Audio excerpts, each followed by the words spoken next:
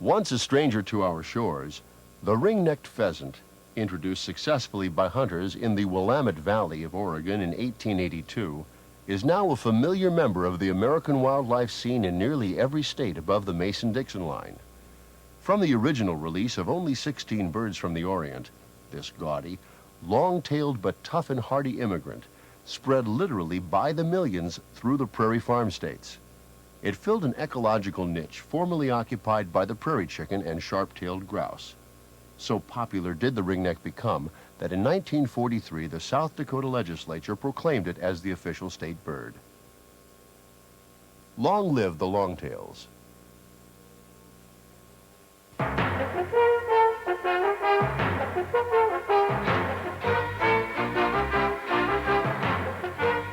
Hunting around the world.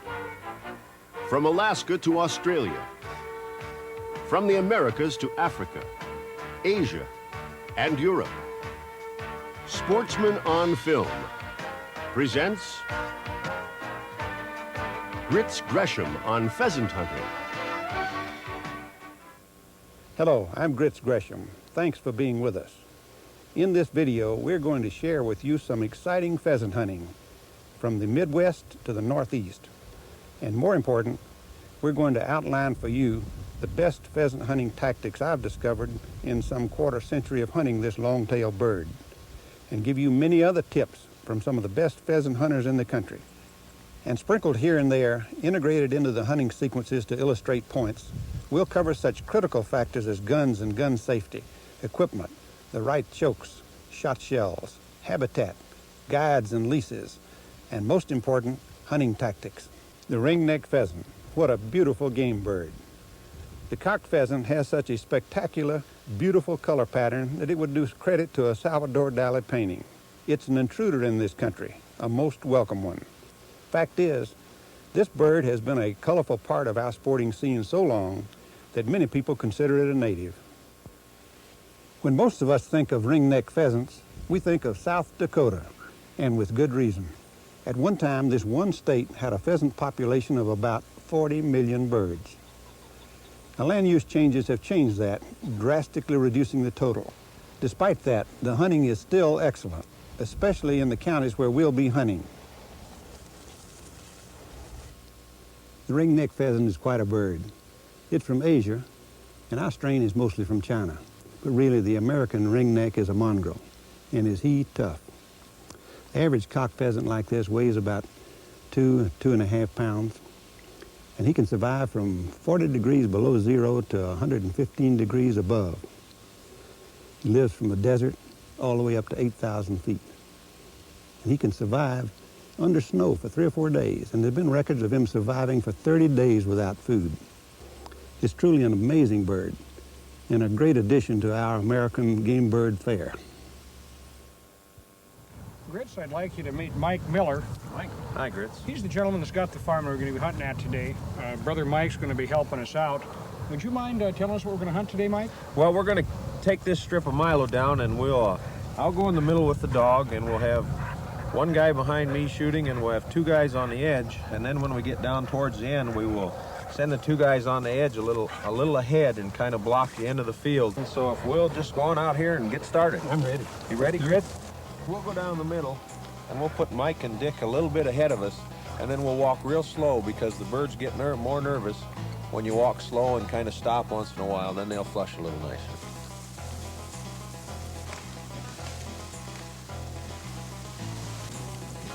Grits, this is my Brittany, named Kara. We're going to go get us some pheasants now, by golly.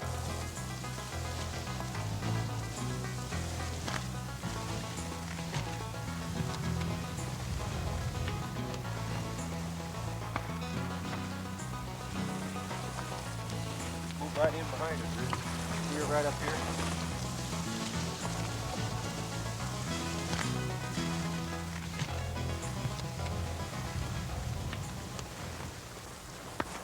You shooting everything?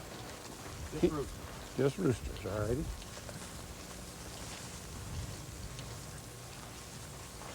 Running. Get him out there.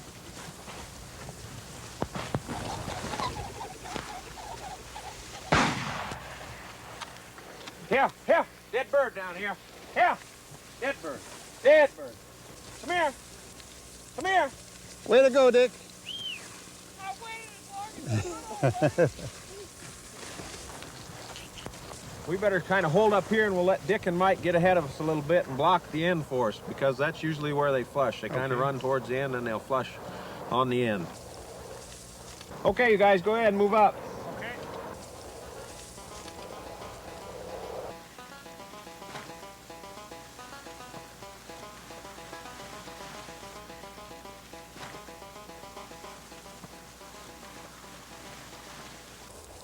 Okay, we can move now. We're in good shape Far enough, now. huh? Yep. Okay. Right where we want. Come on, girl. Find a bird. Find a bird.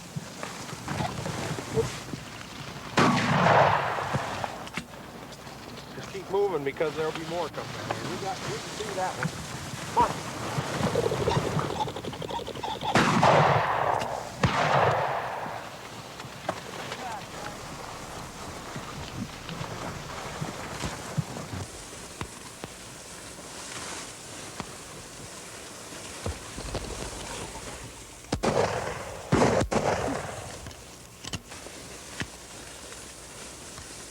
You can see how productive this type of hunting method is, driving and blocking. We started at the far end, moved those birds all the way down to the end. When we get here, they would find two blockers, so they have to flush, and you get some excellent shooting. You'll notice that I stepped back about 5 steps there to get away from the cover. That's to give the birds room to flush. If more people were hunting with us, we'd put the blockers back even further. Well, Dick, how'd you do? Happy to tell you I got a couple. Mike, how many you got down there? Mike, I got 2 of them. Well, I got 1. Hey, that's not bad. 5 out of that little strip, and if they could hit them like I did, we'd have gotten more. Yeah, I agree with that. Okay. You know, when you think about going pheasant hunting, of course, you've got to have a gun. We've got 3 types here, which are among the most popular guns they use for pheasant hunting. One of them is the pump gun, or slide action. It's the old favorite. There are a lot of different models on the market.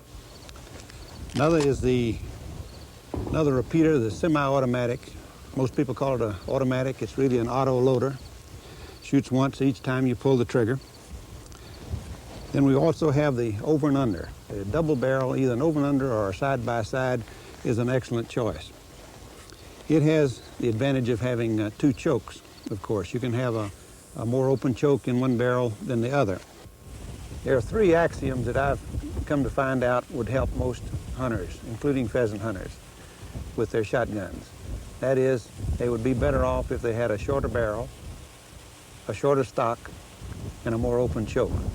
Now let's take those.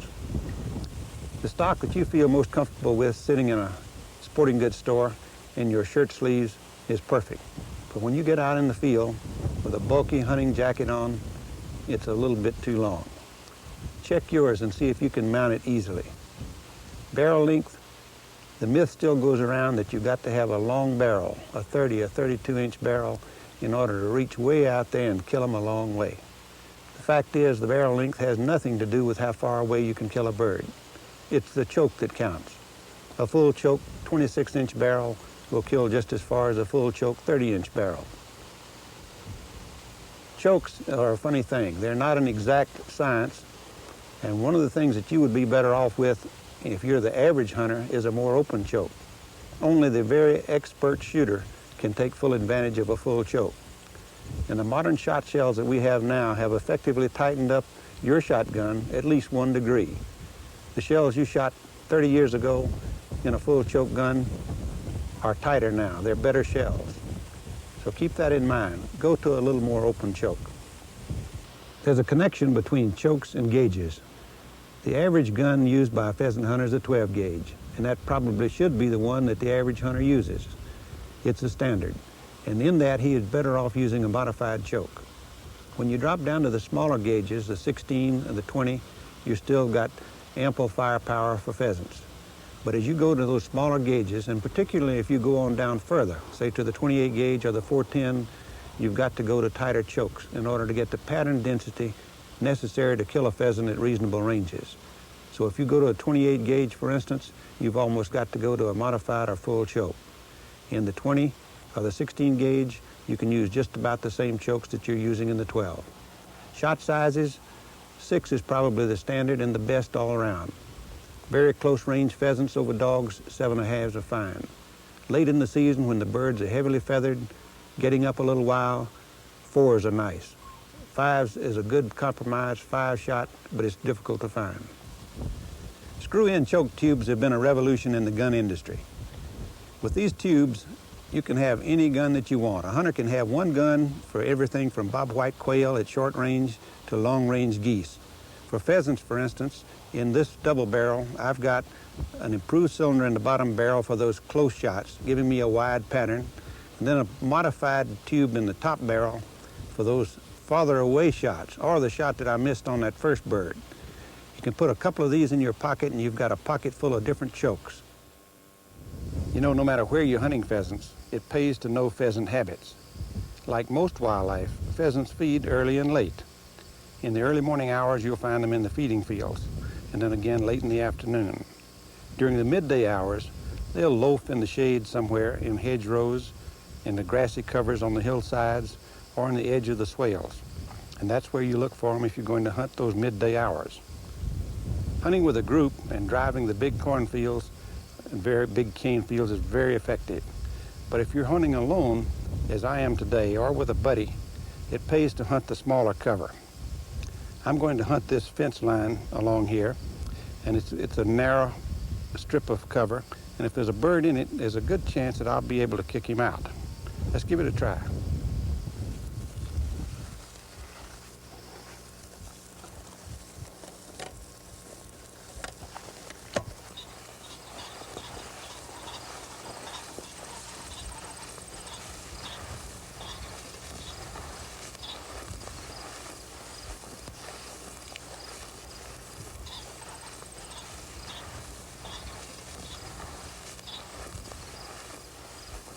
And you can hear the cock pheasants in the background.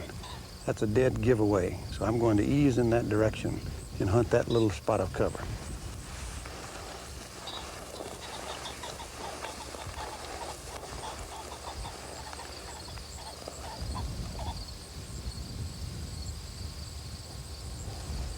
That pheasant is smart.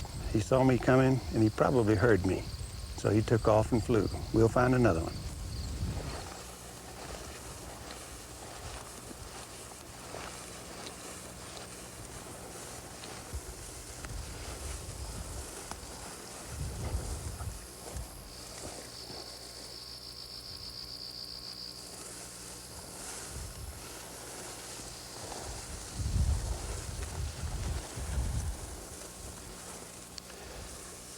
One of the important things when you're hunting alone is to hunt very slowly.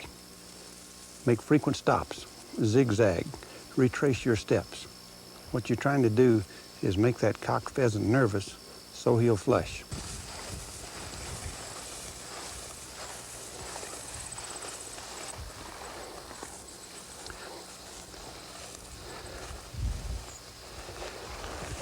This is a good example of the small cover that it's worthwhile to hunt if you're hunting alone or with just a buddy.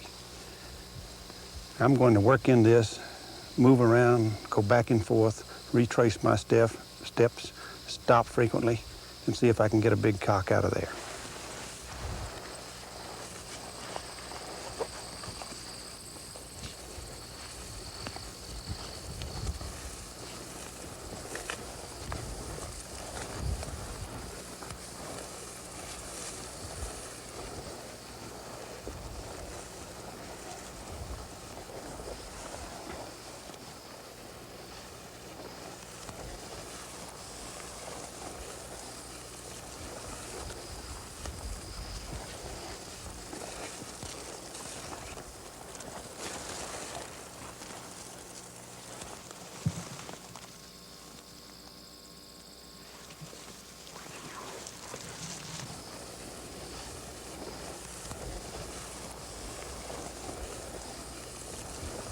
See, that was a hen. I stopped, then I moved back in her direction. She got nervous, couldn't stand it, and flushed. Hopefully there'll be a cock who'll do the same thing.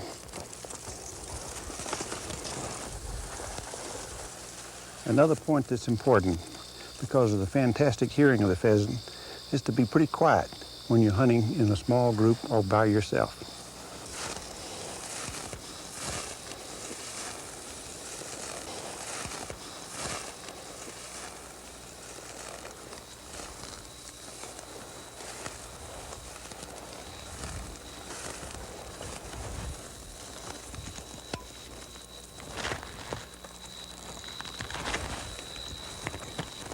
And there goes another hen.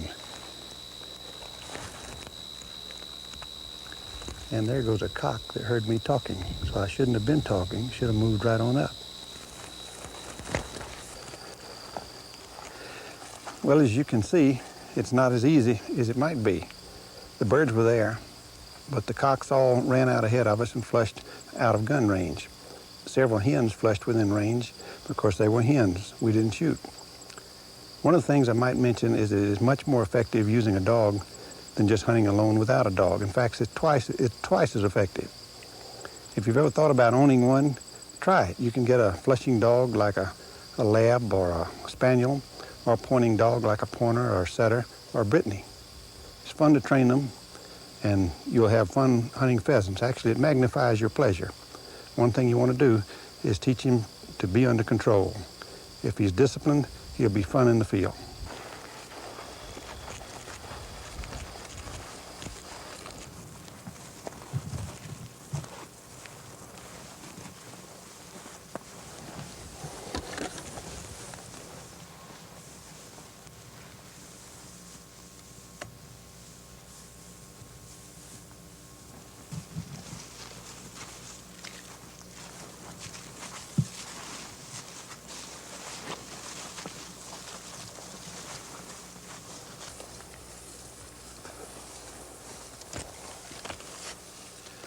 I'm hunting in the early season, but there are some pluses to hunting late.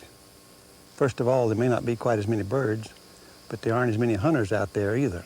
You'll have a more chance to find a good field where the birds are. The farmers are a lot more willing to let you on their field when there aren't as many hunters. Another plus is that when snow on the ground, pheasants are easy to track, to find them that way. Then too, wounded birds are much more easily found when you've got snow on the ground because you can track them.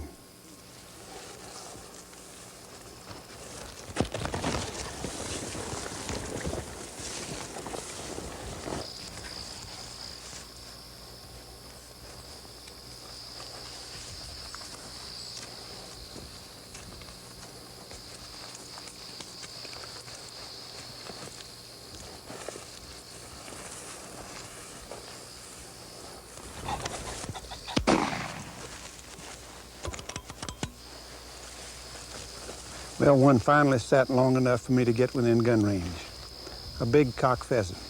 We were easing up, and we had seen 2 or 3 others running down the hedgerow in front of us, but this one waited a bit too long. So let's go get him.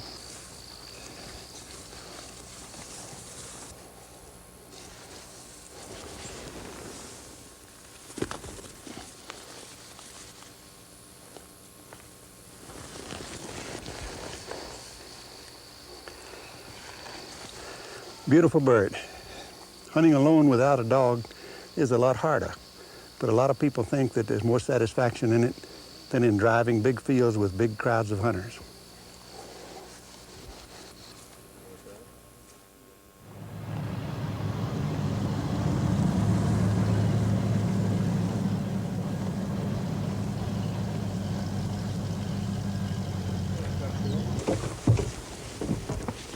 The most important thing to keep in mind when hunting is gun safety. And that means no loaded guns in vehicles, ever. Helps also to keep the action open. It makes the people around you feel more comfortable. You'll notice I'm wearing a blaze orange. That's very helpful in determining where the other hunters are, and it lets them know where you are. I'm also wearing shooting glasses. That's helpful. It protects your eyes from the sun. It also protects your eyes from stray pellets. Not a safety measure, but I also wear a glove on my left hand. Gives me a little better grip on the gun.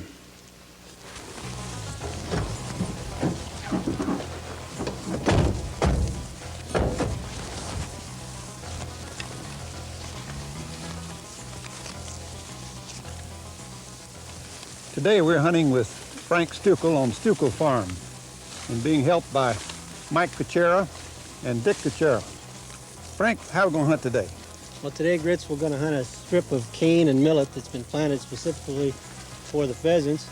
We're going to make a modified drive with about 4 men, put out a couple wingmen on the sides and a couple of men back farther on. What we're going to do is try to hunt this strip without a dog today. We'll put Mike over here on the left wing and Dick over here on the right. Grits, you and I will take these 2 strips and we'll kind of meander around to scare the birds up. Sounds good. Okay, I've got the shells in, the gun's loaded, but the safety's on. You never put the safety off until the bird gets up and you're ready to fire. One of the big things that you've got to be concerned about when you're hunting with a group of people is how you handle the gun. First rule of gun handling, never point the gun muzzle at anybody in any direction you don't want to shoot. I carry mine like this much of the time. It's handy, it's very quick to get into action, like so. Another good way to carry it is over the shoulder. Very comfortable, very convenient. If you've got nobody on your left, you can carry it in the crook of your arm, walking through like this. But if you've got somebody on your left, you don't want to do that. You can also carry it pointed down toward the ground, like so. One other method, over the shoulder. Never do this when you've got somebody behind you. Of course, carrying the gun like this, you might miss a shot or get a little longer shot, but you'll be more comfortable. And besides, you've got to be a conservationist. Blaze orange helps me keep aware of what my safe zone of fire is at all times. I can see Mike here on the far left very easily because of his blaze orange cape. Same thing is true with Dick over on my right. He's got that blaze orange jacket on that really stands out. And I know that I must never swing my gun past about an angle like this because I can see him at all times.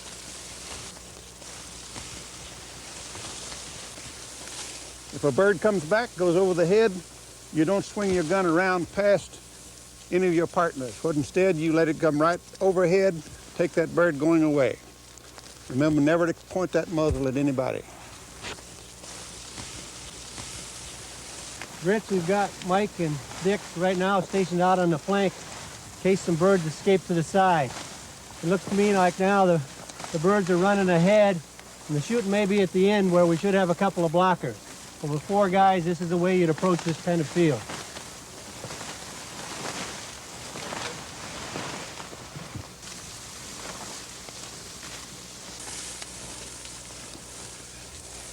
When you're walking through a wide strip like this, sometimes it pays to zigzag back and forth. Otherwise, a lot of times these cock pheasants will just sit tight and let you walk past them.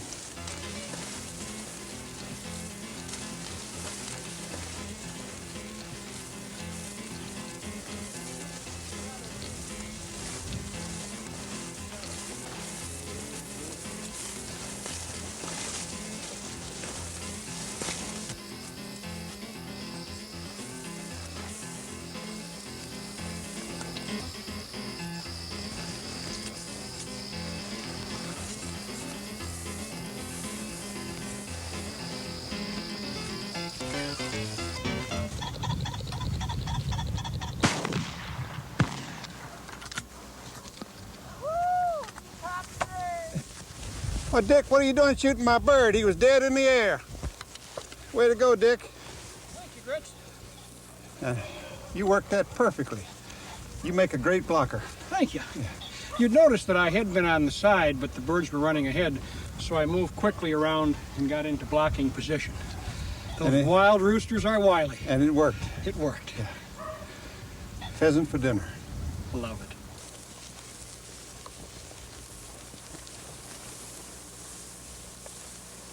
That was pretty, aren't he? Beautiful. That's an old bird, isn't it, Dick? Yes, notice the long spur, Grits? Yeah. That means it's an old bird. Look at the size of those tail feathers.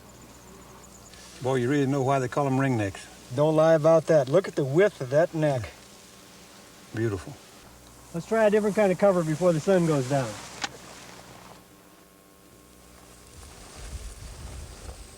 When the bird flushes, you do these three things. First, determine if it's a cock or a hen. Then, you determine your safe field of fire. Then, and only then, you remove the safety as you mount the gun. When the bird flushes, don't make these common mistakes. First, don't shoot too fast. Let the bird get out a distance so that your pattern will open up. Don't lead the tail, lead the head. Otherwise, you'll shoot behind him. Don't lift your head from the stock when you pull the trigger to see the bird fall, because he probably won't, since your cheek on the stock acts as your rear sight. Okay, you've identified the pheasant as a cock bird. Your field of fire is safe. Before you shoot, the first thing you must do is get your balance, get your feet firmly planted. Only then can you make the shot. If he moves left, move your feet so that you're positioned this way. You've got to be on balance to make a good shot. What we'll try to do with this particular type of cover this evening is put a couple men down in the lower part in this brome grass, a couple guys up in the trees, and we'll just circle around this small hill and see what we can get.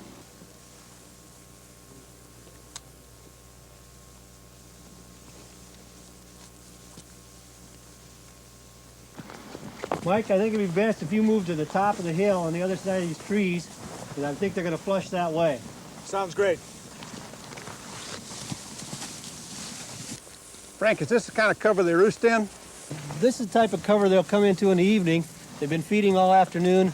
They'll come in here in the evening and roost in this type of stuff.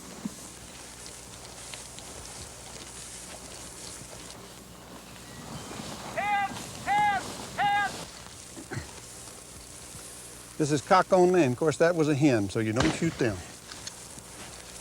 That must have been a cock.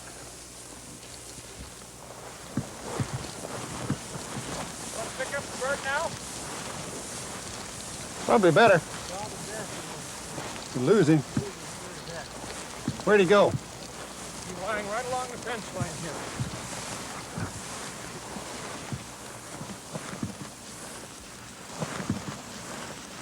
Oh, you got him. Aha, young rooster.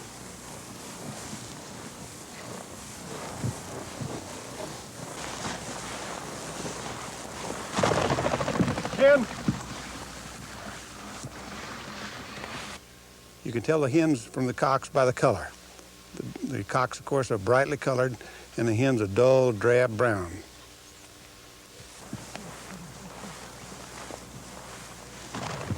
Head.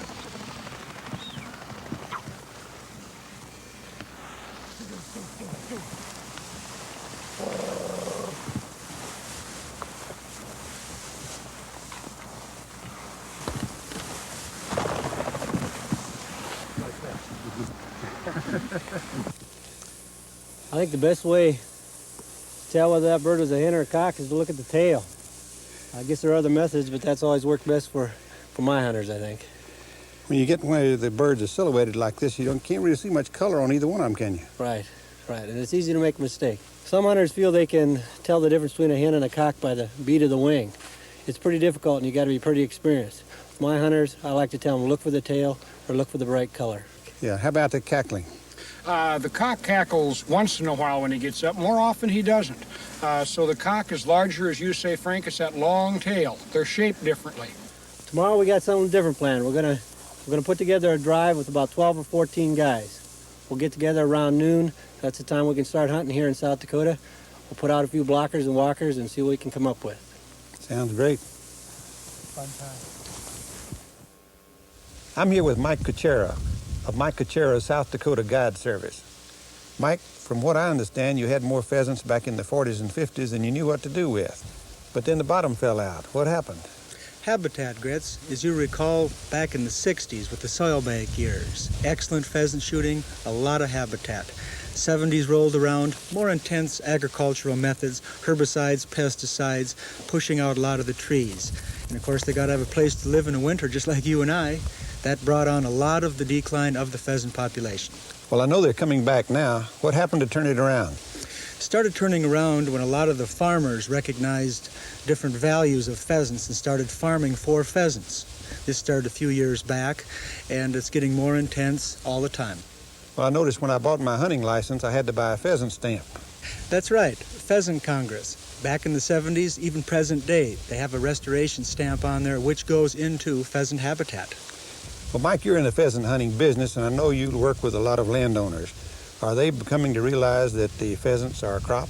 Yes, they are, Grits. A lot of the farmers had the pheasant hunting at one time and lost it. And right now they're really understanding what they lost. So a lot of the farmers' practices right now are for pheasant hunting by setting up their habitat that they need, so on and so forth. Well, can they make money with pheasants? Yes, a lot of the farmers do. As a matter of fact, a lot of their particular land is set aside right now for pheasant hunting. I understand you formed a local organization to encourage farmers to develop habitat. Yes, Pheasant Country Limited. The organization's purpose is to encourage landowners to set aside habitat for pheasant production. And it's working very well. Habitat. That's the key to all wildlife abundance. When South Dakota had 40 million pheasants back in the 40s, it was because they had great habitat. The habitat went, and so did the pheasants. Now hunters are paying for habitat restoration, and those pheasants are coming back. Dick Kuchera of Robin Hood Guide Services is the man who's arranged all of the hunting opportunities for us here in South Dakota. Dick, Frank Stukel is going to lead us on a 10 to 15 man drive. What can we expect? Grits, we're going to be hunting road crop. We'll have walkers, flankers, and blockers. The walkers go slowly through the field, zigzagging and stopping frequently to cause the birds to flush. The flankers walk on the outside to keep the birds from getting out on the side. And of course, the blockers are at the end of the field, blocking the birds that would fly out this way. It's critically important for safety to have at least 50 yards between the field and the flanker and the blocker to create a safe zone. Grits, I think we're going to have a great hunt today. Boy, that sounds like fun.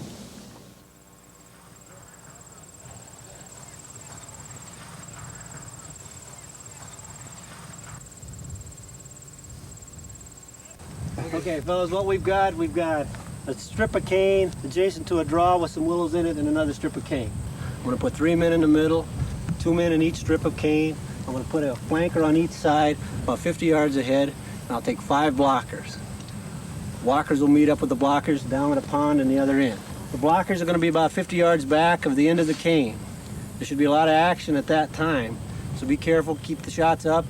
Don't walk flush up to the blockers, stay back a ways. Ryan, let's get her off. Driver's over here, Frank. You get a big flank?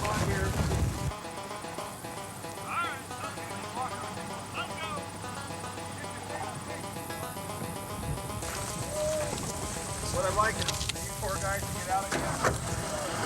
Back in and drive right out. Okay, Rich?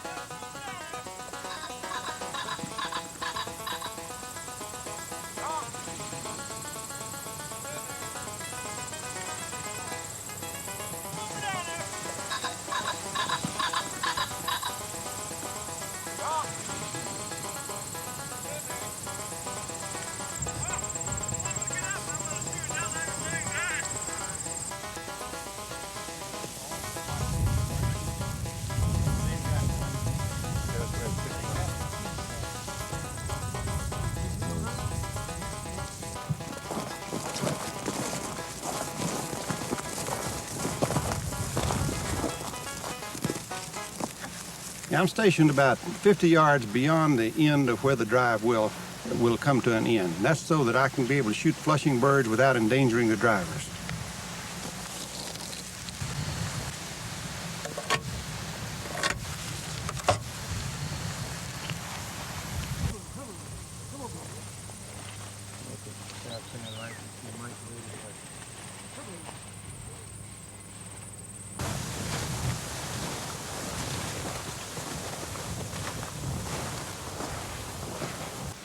Move up there on the left.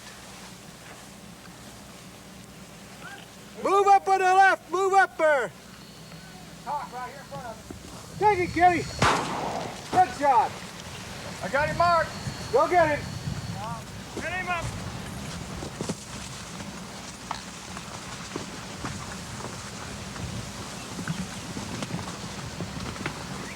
That's her, right there.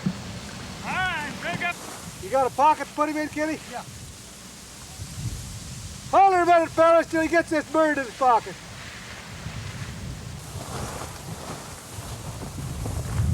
Okay. Hubbard, Hubbard, Hubbard, Hubbard, Hubbard, Hubbard, Hubbard, Hubbard, Hubbard, Hubbard. Hubbard, Hubbard, Hubbard, Hubbard, Hubbard, Hubbard. There now. Hubbard, Hubbard, Hubbard, Hubbard, Hubbard, Hubbard, Hubbard. Hubbard, Hubbard, Hubbard. Hubbard, Hubbard, Hubbard, Hubbard. You notice, you can see in the background the drivers are advancing, and a lot of those birds are flushing 100, 200, 250 yards ahead of the drivers.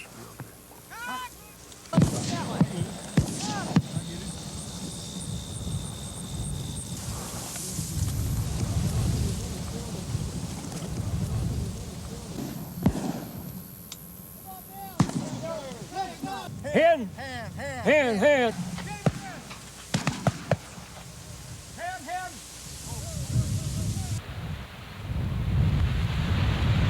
You'll notice as a precautionary measure, all the hunters will call out hen if it's a hen instead of a cock. Or call out cock, because from different perspectives, sometimes you can't tell. Cock, cock, cock!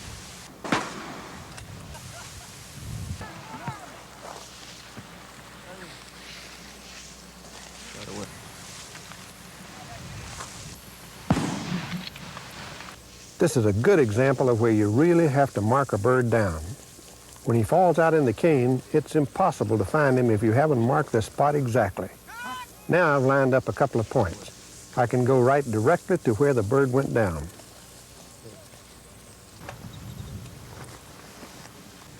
Cock, cock.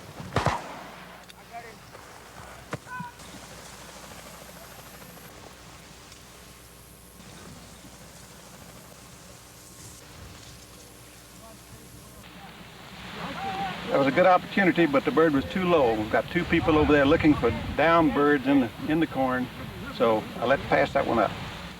I got one.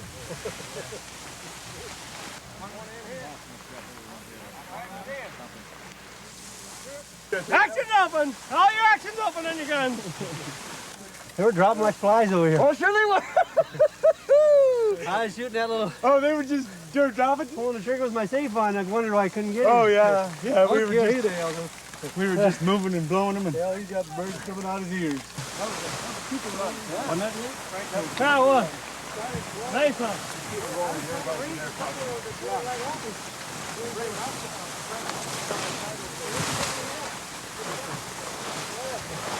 I thought you were, hold on, fellas.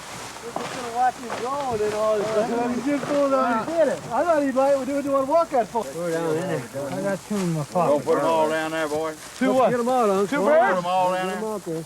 Yeah, put them all down there. Okay. Get these ones. Get that one. What's that? Okay. Oh. Pretty old.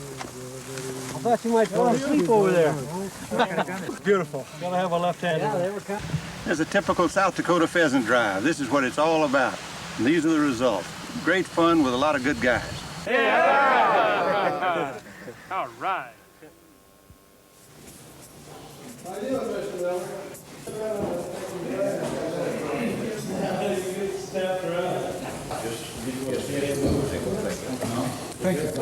Hey, that don't look all bad, does it? I'll bring some gravy. That don't look all, that looks pretty good. That's pretty good. Thank you, Jim.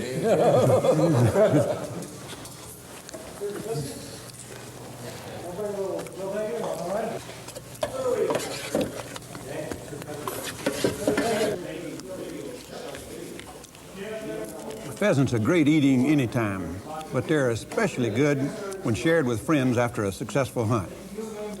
You can cook pheasants a lot of different ways. Here we've got a couple of them. This is baked pheasant, delicious. This other is rolled in batter and fried in deep fat. Again, equally good. Just try some on your own. Any good recipe for any type of wild fowl is excellent with pheasants.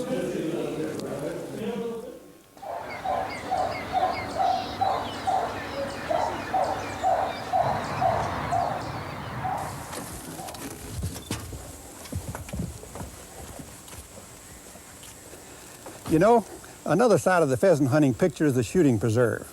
And we're here at one of the oldest hunting preserves in the United States. Sandinona, here in New York State, was founded in 1907. And the present owner is George Bednar. George is not only an avid outdoorsman, but he's a former All-American football player at Notre Dame. George, it looks like you could still do it. Thanks, Chris, but I'd rather spend my time up here at Sandinona hunting pheasants. You know, one thing most hunters don't realize is that there are more than 1,700 hunting preserves throughout the country, and that they can operate 6 months a year or more, compared to 6 or 8 weeks of a normal state hunting season. George, there are a lot of benefits to shooting preserves other than just providing hunting opportunities. That's true. Principally, one of the advantages is the fact we take a lot of pressure off the local state game lands. And secondly, a lot of our birds escape from our property here, and we repopulate the general area. It's really hard to believe that Sandinona's been here since 1907. This is a charming spot. Thank you. Part of the main lodge, this main section right here, was built back in the 1700s. The other part was added back in the 1930s. Mm-hmm. This is our garage and storage area. Mm-hmm. This is our work shed. But probably the most important building is our kennel. Let's go and get our guns and get out there. That sounds like a winner.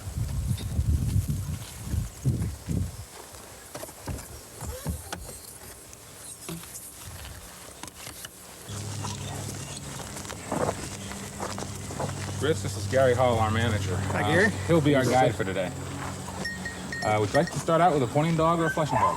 Well, I'd like to try both of them. Why don't we try a pointer first? Hey, let's get old Skeeter and try him today. Great.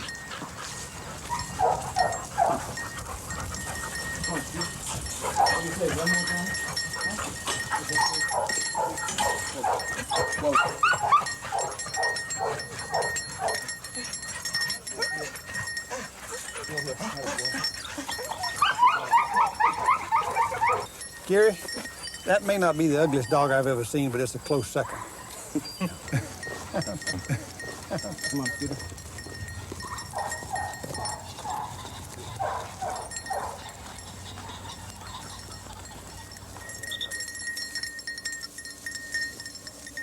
Come on. Ski, get in. Get in. Get in the bush. In the bush. Come on, get in. Good dog.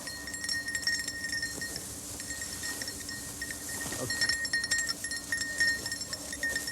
When I blow this whistle twice, the dog should quarter. If he's going off to my left, he should turn and go to my right, and vice versa. When I blow the whistle a long and two shorts, it means the dog should come back in closer. We got a point. You can get right up alongside there, sir. George, you through here.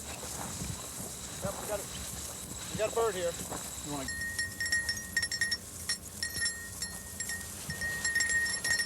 Now, gentlemen. Good shot, Grits. Come on. Atta boy. Atta boy. Good dog. Nice bird. That's a big pheasant. Nice bird. Beautiful bird. Ooh, beautiful. That was a nice shot. Oh, he really came out of that, didn't he? Yes, he did. Just a calf on it. I mean, Skeeter was right on him, too. Yeah.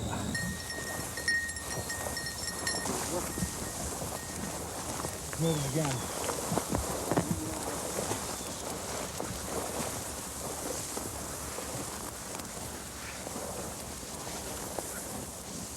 Yep, he's on. I can see him right here. You see the bird? No, I don't see the bird. Want me to come over that way? Yes, I think so. I'm trying to window right now. Whoa! That bird actually ran around the bushes here, and once it saw me, I actually flushed it, and it just took off and went right out.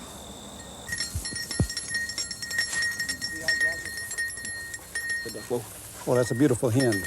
You know, on shooting preserves, you can shoot hens just as you can shoot cocks. In the wild, you can shoot probably 90% of the cock birds without it affecting the population. But here on shooting preserves, either sex is fair game. As a matter of fact, a lot of times the hens are more sporting than the cocks. They are really faster flyers than the cockbirds are.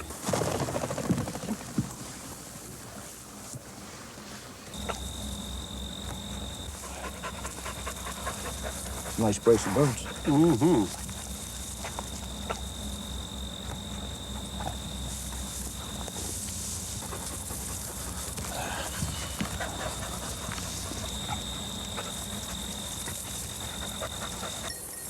As you can hear, Gary's got a bell on his dog. It's almost necessary, especially in cover this dense, because when this dog points in there and it becomes still, it's hard to locate him.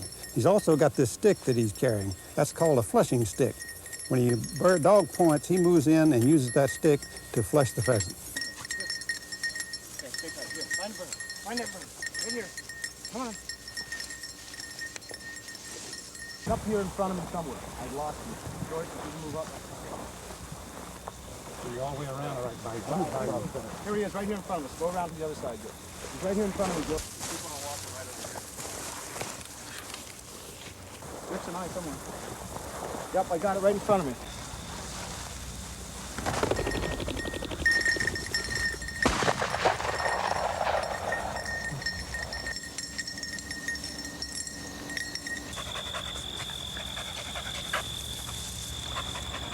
Always mark a wounded bird down precisely. This is a good example of that. It's an illustration of what you should do, what an excellent guide like Gary did. Now, he had this bird marked down exactly where it went down and was able to direct Skeeter right to it.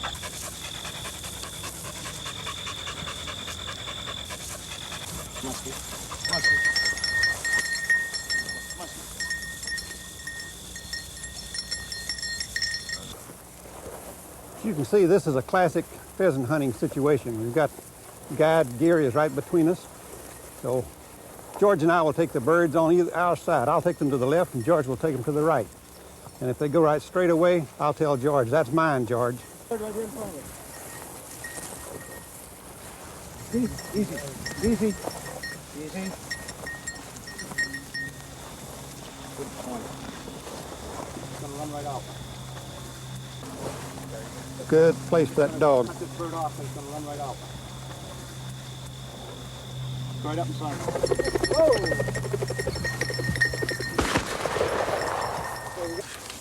Load up, gentlemen. We got another bird here on the move. Just mark it when you shoot. Hey, Grits, it was one shot. This is what they look like. That's a rabbit. Where'd the bird go? Right here somewhere. That's the pin right here. Doesn't stop. Right here, I got it. Right here. Back up, gentlemen. We'll get her across going out through here. We'll get a better shot.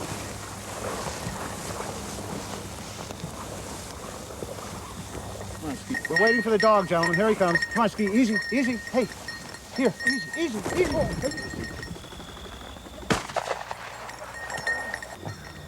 How about that? That was a nice shot, Grits. Those hens can really fly, can't they? They sure can. They're not really sitting too well either. She held tight, but then she just took off. Well, she moved around here, and we had the other one, and all of a sudden that was it. She'd had enough. That's a good shot she made on the one behind. Thank you very much. Heel here. Heel here. Heel.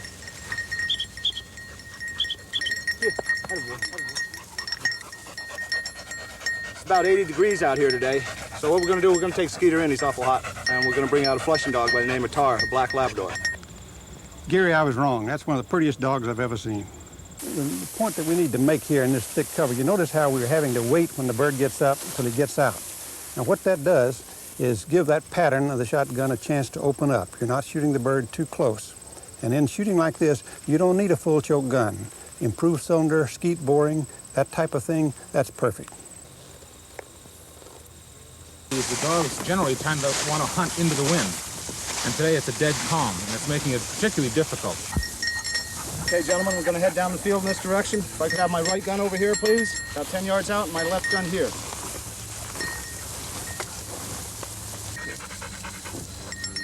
Okay, this is the flushing dog now. I'm going to tell you when she's working game. Her tail will really get merry and start going very rapidly. And I'll tell you, get ready, the bird's going to flush. Okay, so be aware of that. This is not a pointing dog.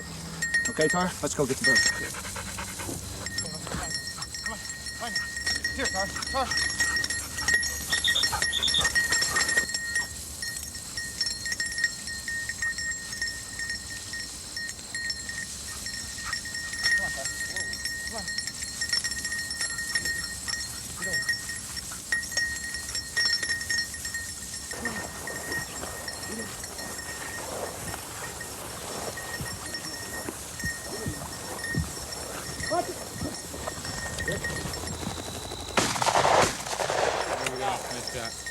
That was a nice shot, Grits, and I'm talking about the second shot. Oh, I missed him the first shot's clean as a whistle. Kind of surprised you, didn't Yeah, you know, that's another thing about pheasants. They fly faster than it seems that they do a lot of times. And I let the tail of that pheasant get in the way. Didn't lead him near enough on that first shot. The idea is to lead the head, not the tail. You got him, huh? Yep, we got him, finally. Next time I'll pull the trigger harder. Okay. Beautiful bird. Yeah, beautiful. That's a full-grown pheasant, isn't it? Yes, it is. Gentlemen, I'm going to ask you to bear with me here. The brush is awful thick. And George, you can go on the other side of that gray osier patch, on the right side of that, and you take any birds that fly out your way, okay? All right. Grits, you stay with me down to this sorghum strip, and we'll take all the birds that come out of the strip, or out of George's strip, or to the left of us, and we'll take them, okay? Grits, the reason I want you here is in case any birds fly out of this bush. If I have both of you in here, and the birds fly out the right side, no one's going to get a shot at them. If I have you both out on the outside, and the birds go flying down through the feed strip, no one's going to get a shot at them. Bird up!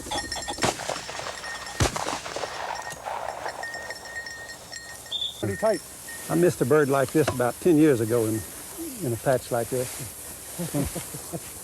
Here, Tar. Gentlemen, this is Parker, our English setter. Parker's about 5 years old. He's a pointing dog. And we're going to start hunting the same way. George, you take the right side. And we're going to, Grit, you stay with me. And we're going to work right up through here and find a couple more birds. Okay? Whoa. Send him away. Find a bird. Okay, now what we're going to try to do, Rick, is we're going to try to stay up with the dog when he points to be there.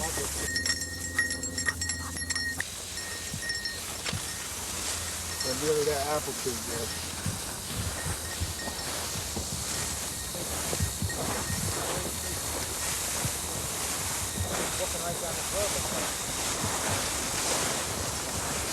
When that tail's moving like that, it means that the bird is probably moving. The bird is not close by. He does not have hot body scent. He has good scent, but not hot enough. So the bird is running out in front of him. Okay, there's your point right there. George? I've got a shot. Okay.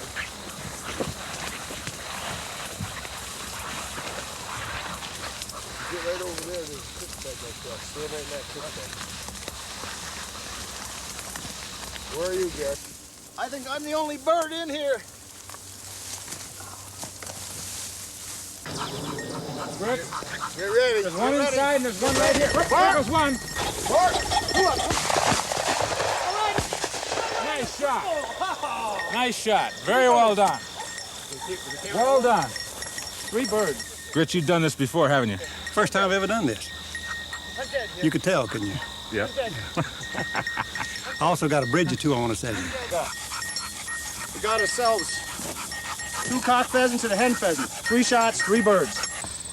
While this is preserve hunting, we tried to keep the foliage as natural as possible. We leave most of the native foliage here. We bush hog it down every couple of years. We lime and fertilize it. We probably take better care of our cover than most people take care of their lawns. The different types of foliage that are out here are normally goldenrod, gray osier, honeysuckle bushes. We plant in amongst it Sudan grass, various kinds of fescue and other seeding grasses.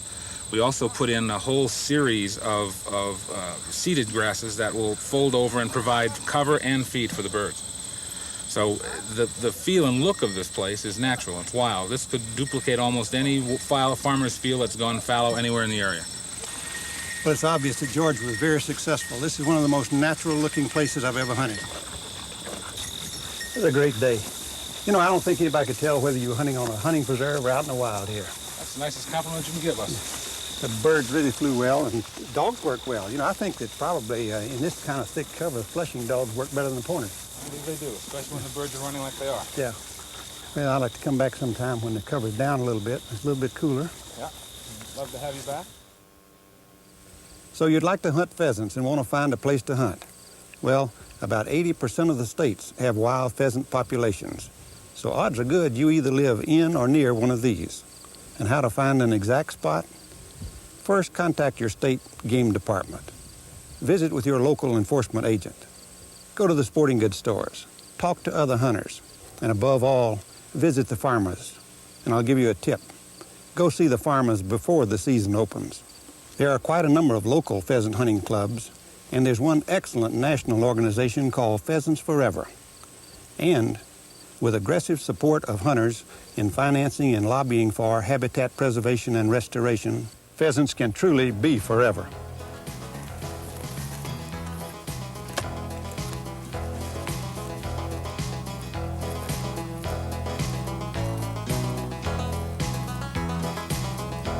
Please stay tuned for previews following credits.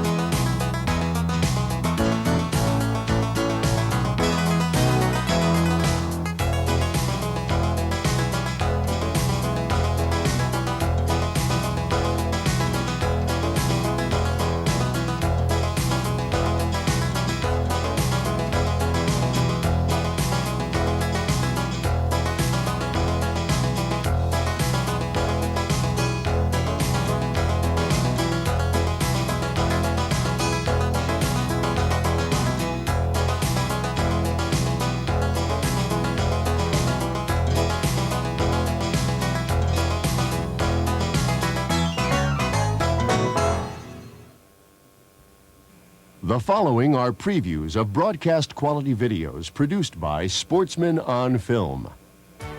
Sportsman on Film presents Pronghorn Hunting.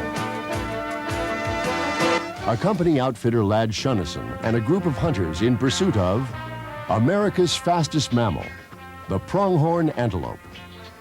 The hunting experience includes the viewing of several hundred pronghorn and the successful harvesting of 3 bucks and 2 does on camera. The how-to includes hunting techniques, the use of the hunting vehicle, the use of binoculars, game management through doe permits, how to differentiate does from young bucks, how to judge trophy quality, and what attributes comprise a good trophy. There they are. That's a long shot, isn't it? He's about 225 yards, maybe even 250. The biggest buck is second from the left. Sportsman on Film presents Hunting Dall sheep and caribou in the Northwest Territories.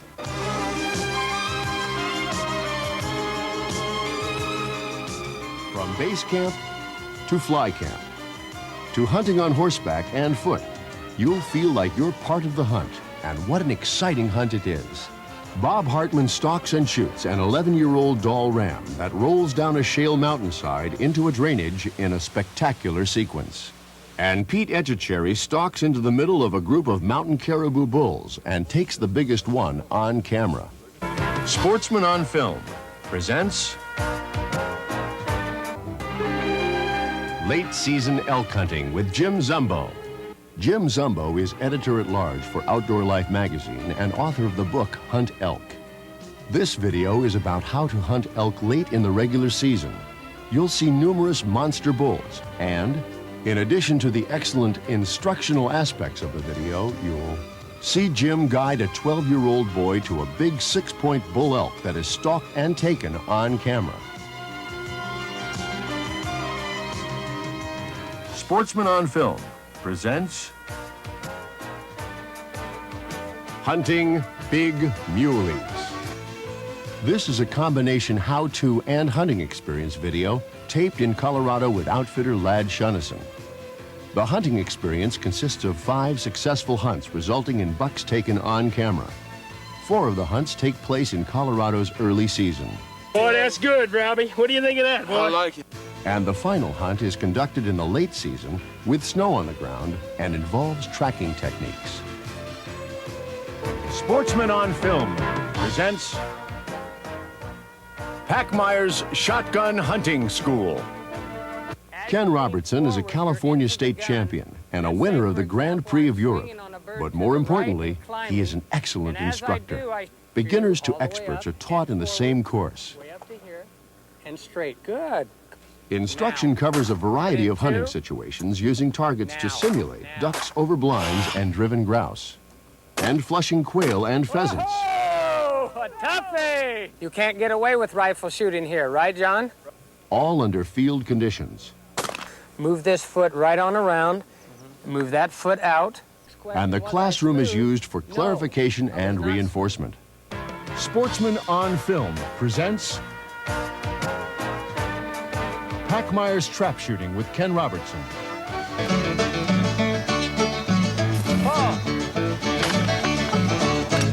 At each station, the stance, gun hold, and eye hold are demonstrated.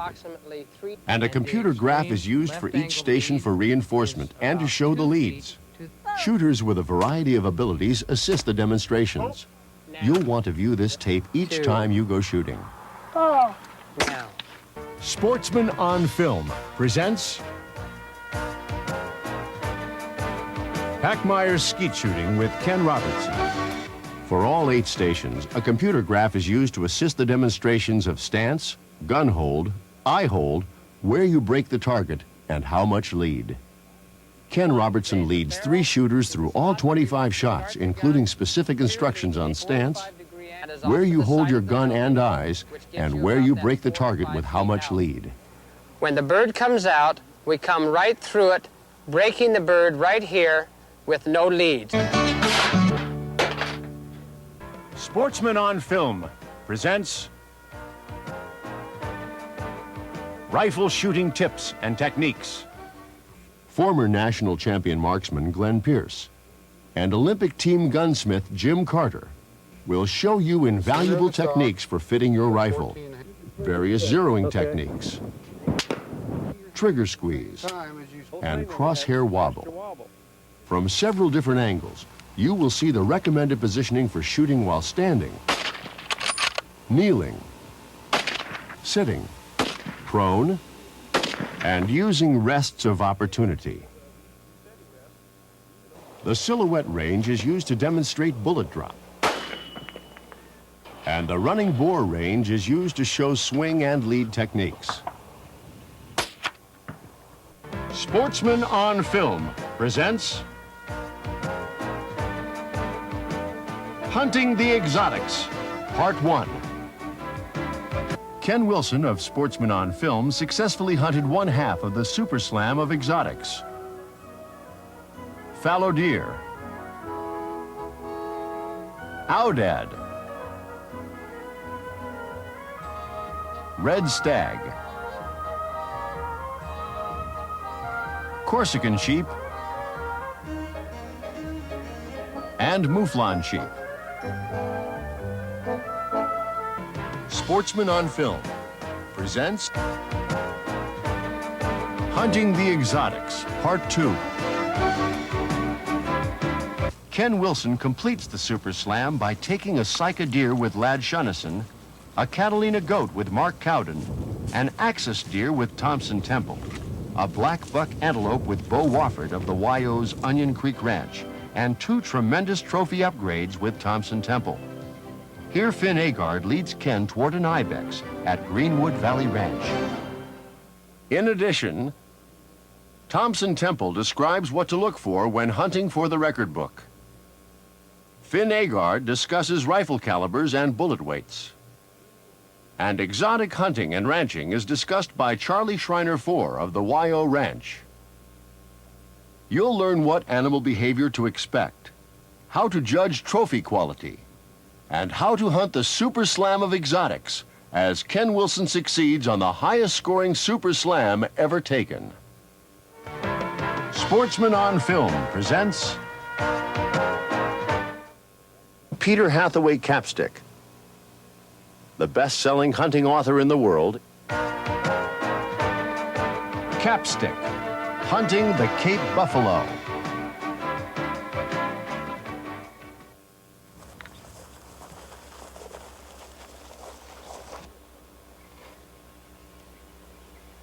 The real problem with hunting buffalo is the fact that no two hunts are the same, no two pieces of cover are the same, and one never really knows what happens or what may happen. And it comes down to one very, very simple axiom. Either you're going to die or he's going to die. So you better do your job right. Sportsman on Film presents Capstick, hunting the African lion.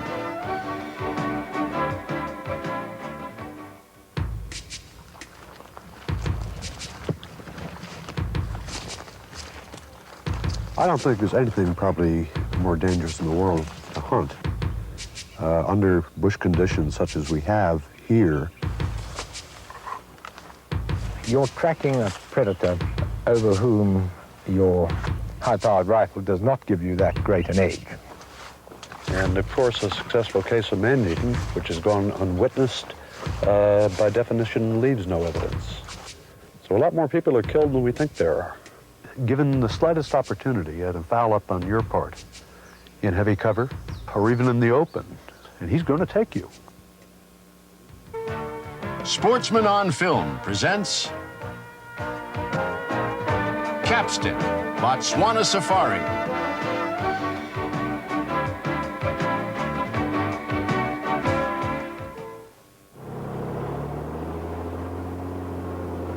When a safari is over, it's never really over because your mind won't let you forget. The memories stay with you forever, and you want to go back and back.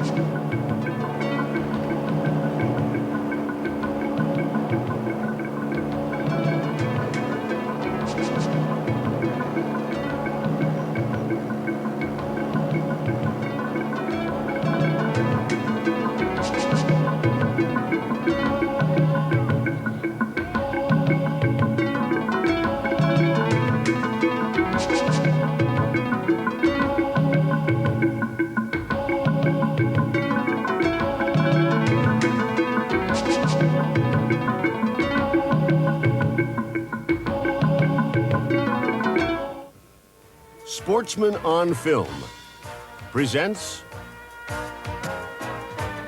Hunting Bugling Elk with Jim Zumbo. Join Jim as he packs into base camp, shows you the recommended equipment, elk calls, and rifles, demonstrates hunting and calling techniques depending on various actions by the elk, and takes a big six-pointer on camera in mid-bugle.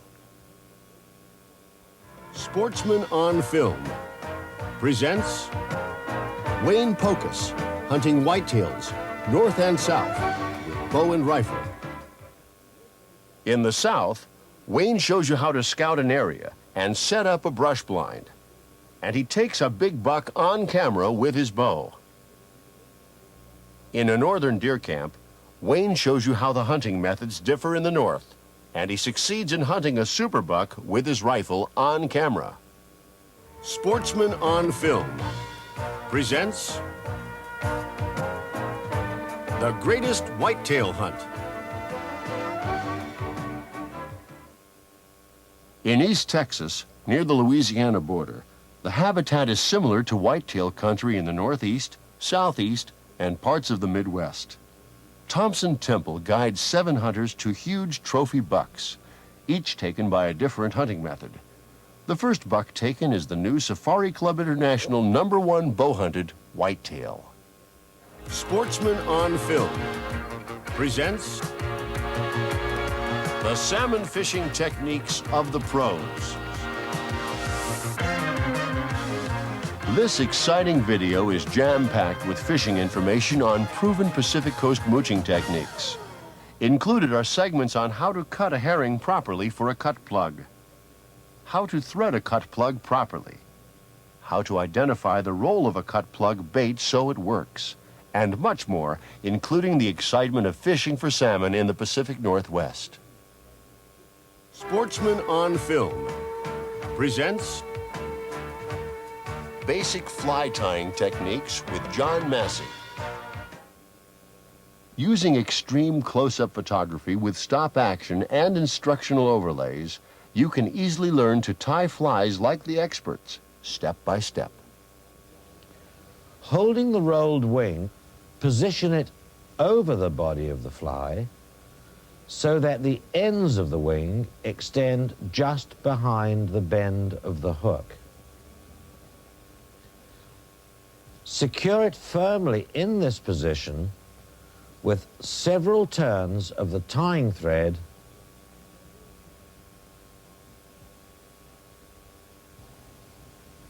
and clip off excess. Finally, form the head of the fly by making several turns of the tying thread. Hold fast with a half hitch and finish with the whip finisher.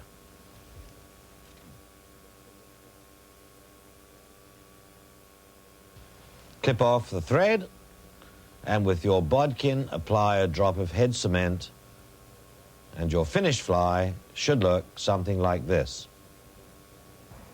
I have found this fly to be particularly successful in the fall. It is equally good for either landlocked or sea-run cutthroat trout. And across the years, I think it has afforded me as much or maybe even more fun as any other pattern that I use. Sportsman on Film presents Gresham on pheasant hunting. Starting in South Dakota, Grits hunts with a dog and without a dog, and on a large organized drive. Along the way, he discusses shotguns, chokes, shells, gun safety, shooting techniques, and hunting techniques. And in upstate New York, Grits has a great day hunting with both pointers and flushing dogs. All of the videos in the Gresham bird hunting series will improve your hunting success and enjoyment.